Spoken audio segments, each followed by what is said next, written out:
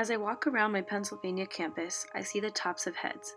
I'm not tall, people just have their face pointed downwards, mesmerized by a glowing screen. It's part of our culture. Facebook, Instagram, Twitter, Pinterest, Snapchat, the list goes on, and it's time-consuming.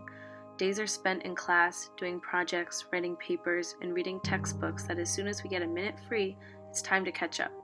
We think that if we don't, we'll miss out on the next big thing. Well, let me tell you something. We won't. And when I realized this during my semester abroad in New Zealand, things changed.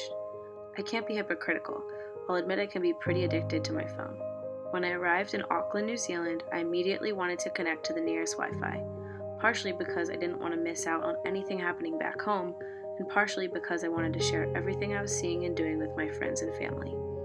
It took me a while to really disconnect, but when I did, my whole perspective changed. I was constantly looking up, noticing way more than I would have otherwise. Instead of being connected to what was going on in America, or trying to share everything that was happening right when it happened, I truly lived in each moment. There is a big difference in experiencing something with your phone and without it. I can promise you the latter is the better one. It is a freeing feeling.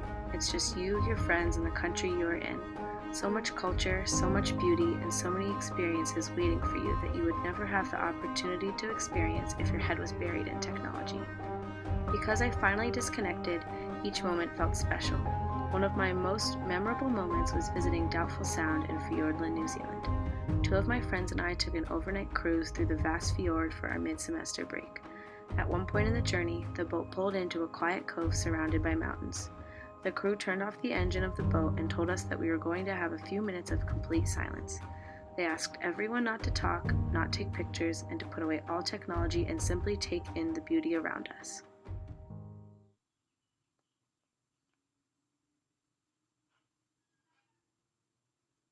Those few minutes were some of the most remarkable minutes of my entire study abroad experience.